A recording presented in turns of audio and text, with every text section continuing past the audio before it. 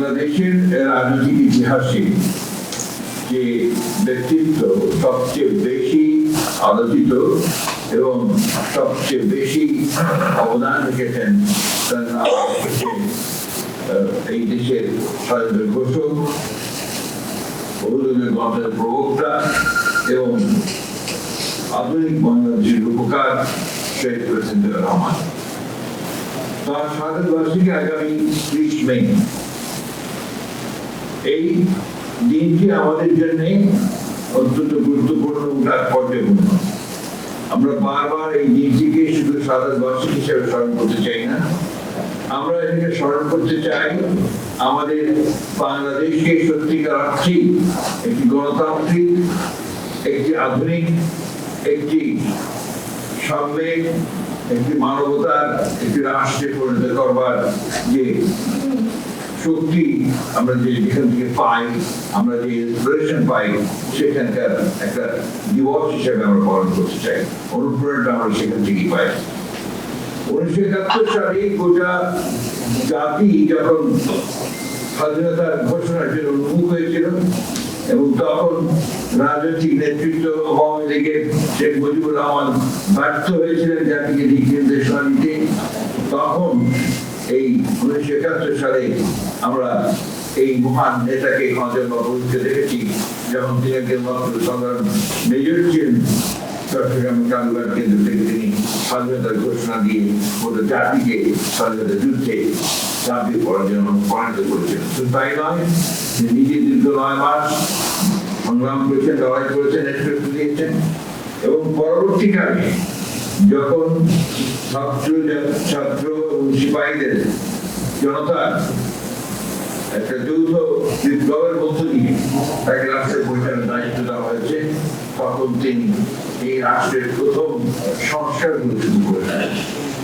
আমাদের সকলের মনে থাকার কথা যে তার পূর্বে 1972 সাল থেকে 75 সাল পর্যন্ত আওয়ামী লীগের যে দুঃশাসন ছিল, যে একটা স্বৈরাচার ছিল, যা পরবর্তীকালে একদলীয় শাসনে রূপান্তরিত হয়েছিল, মার্শাল প্রতিষ্ঠিত হয়েছিল শেখ মুজিবের নেতৃত্বে, সেটাকে উপেক্ষা, সেটাকে বাদ দিয়ে বাতিল করে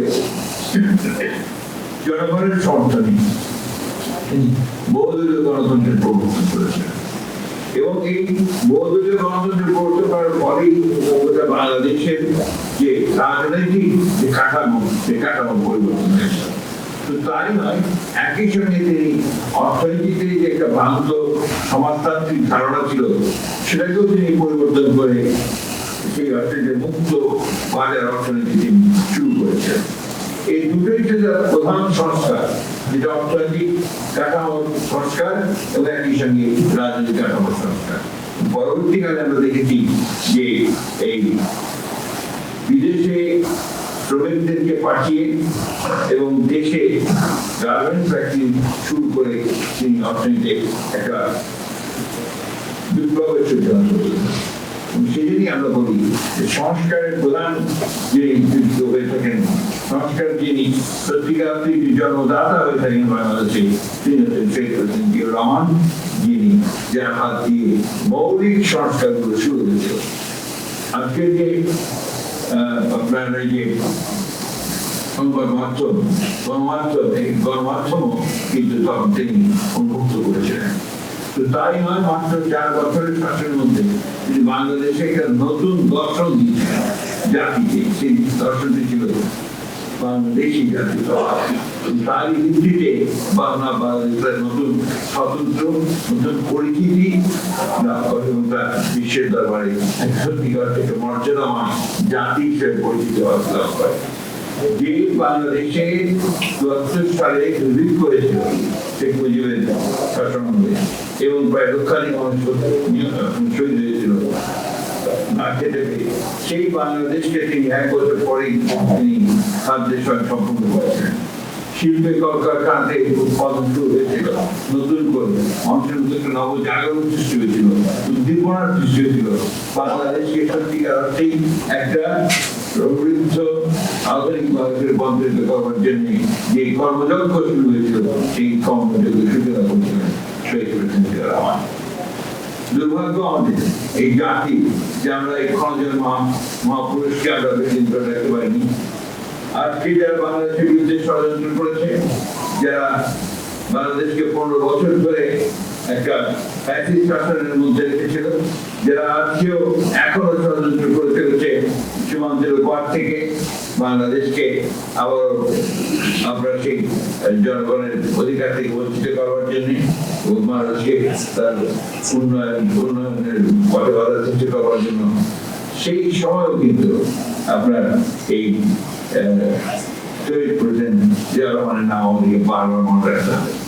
আজকের এই সময়টাই হচ্ছে সবচেয়ে মূল্যবান সময় বলে আমি মনে করি, তাৎপর্যবান মনে করি। এই জন্যে যে এখন নতুন করে যেটা আমরা হাজার হাজার ছাত্র জনতার রক্তের বিনিময়ে যে নতুন একটা সম্ভাবনা সৃষ্টি হয়েছে, যে গণতন্ত্রের প্রতিষ্ঠিত করবার এবং সত্যিকার ফ্যাসিবাদ মুক্ত একটি আধুনিক বাংলাদেশে প্রতিষ্ঠা করবার, সেখানেও আপনার দেখি যে একটা কালো ছায়া এসে দাঁড়াবে। অত্যন্ত সুপরিকল্পিত ভাবে নির্বাচনকে পিছিয়ে দেওয়া, জনগণের যে অধিকার সে অধিকার থেকে জনগণকে বঞ্চিত করাবার এবং ভোটের অধিকার থেকে বঞ্চিত করবার একটা পায়তারা শুরু হয়েছে। এবং আমরা নিশ্চয়ই লক্ষ্য করেছেন যে বিভাজনের রাজনীতি আবার শুরু হয়েছে। এখানে গোত্রে গোত্রে যে বিভাজন সৃষ্টি করার চেষ্টা করা হচ্ছে, সরকারের বিভিন্ন ইনস্টিটিউশন গুলোকে পরস্পরের মধ্যে আমরা মুখোমুখি করার একটা ষড়যন্ত্র চক্রান্ত শুরু হয়েছে। আমরা দেখতে পাচ্ছি যে কিছু মানুষ যারা সরকারের মধ্যে অনুপ্রবেশ ঘটিয়ে বাংলাদেশকে ভিন্ন দিকে নিয়ে যাওয়ার চেষ্টা করছে, ভিন্ন খাতে চেষ্টা করছে। বাংলাদেশ জাতীয় দলের উপরে সবসময় মূল দায়িত্ব এসে পড়ে। সেই দায়িত্ব হচ্ছে গণতন্ত্রের প্রতিষ্ঠা করবার দায়িত্ব। সেই দায়িত্ব হচ্ছে বাংলাদেশকে আবার নতুন করে গড়ে তুলবার দায়িত্ব। সেই দায়িত্ব হচ্ছে যে স্বপ্ন দেখেছিলেন আমাদের দেশের যে বেগম খালেদা জিয়া, যে স্বপ্নকে বাস্তবায়িত কাজ করতে শুরু করেছেন, এখন যে তরুণ নেতা নতুন স্বপ্নের মধ্য দিয়ে বাংলাদেশকে গড়ে তুলতে নেতৃত্ব দিচ্ছেন আমাদের তারেক রহমান সাহেব, তাদের সমস্ত স্বপ্নগুলোকে, বাংলাদেশের আশা আকাঙ্ক্ষা, মানুষের আশা আকাঙ্ক্ষা গুলোকে করবার জন্য প্রতিটি নেতা কর্মীকে অত্যন্ত সজাগ এবং সচেতন ভাবে তাদেরকে কাজ করতে হবে এবং রুখে দাঁড়াতে হবে যে কোনো ষড়যন্ত্র চক্রান্ত। আমি তাই অনুরোধ করবো আমাদের সকল নেতা কর্মীদেরকে, বাংলাদেশের জাতীয় দলের যারা আছেন, যেখানে আছেন, যে অত্যন্ত সচেতন ভাবে আমরা যেন এই বিষয়গুলো মনে রাখি এবং একই সঙ্গে বাংলাদেশের স্বাধীনতা যেন কেউ কখন কেড়ে নিতে না পারে, বাংলাদেশের সার্বভৌমত্ব যেন কেউ বিনষ্ট করতে না পারে, বাংলাদেশের গণতন্ত্রকে আর কেউ যেন কখনো ফ্যাসিবাদ স্বৈরাচারী দাবি রাখতে না পারে, সেইভাবেই বাংলাদেশের প্রতিটি কর্মীকে, জাতীয় দলের প্রতিটি কর্মীকে সেই ভূমিকা পালন করতে হবে। এবং এই 44তম স্বাধীন বার্ষিকীতে আমরা সেই কথাগুলি বারবার করে মনে করব, স্মরণ করব এবং সেই মহান নেতা যিনি আমাদের পথ দেখিয়েছিলেন এবং সেই পথের সূচনা করেছিলেন, সেই পথকে আরো সুদৃঢ় করবার চেষ্টা করব। আসুন আপনারা অনেক, আমি অনুরোধ করবো ভারতের জাতীয়তাবাদী দলের নেতা কর্মীরা অনেক ত্যাগ স্বীকার করেছেন। 60 লক্ষ মানুষের মধ্যে মিথ্যা মামলা দেওয়া হয়েছিল, কয়েক হাজার মানুষ হত্যা করা হয়েছিল, প্রায় 1700 নেতা কর্মীকে মধ্যে নিয়ে যাওয়া। সেই অবস্থা থেকে আজকে একটা সুযোগ সৃষ্টি হয়েছে যে আমরা একটা নতুন বাংলাদেশ নির্মাণ করবো।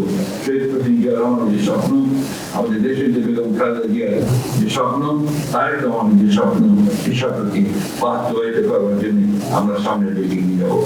এই শাহাদাত বার্ষিকীতে, 44তম শাহাদাত বার্ষিকীতে আজকে শোক নয়, আমরা সমস্ত শক্তিকে পরিণত করতে চাই এবং আমরা এইভাবে অনুপ্রাণিত হতে চাই যাতে সত্যিকার অর্থে সমস্ত অপশক্তি পরাজিত করে আমরা যেন কি সত্যিকার অর্থে গণতান্ত্রিক একটি আধুনিক এবং সমৃদ্ধ বাংলাদেশ গড়ে তুলতে পারি। এই কথা বলে আবারও এই দিনটি সফল করবার আহ্বান জানিয়ে আমাদের সকল নেতা কর্মী দেশবাসীর কাছে আহ্বান জানিয়ে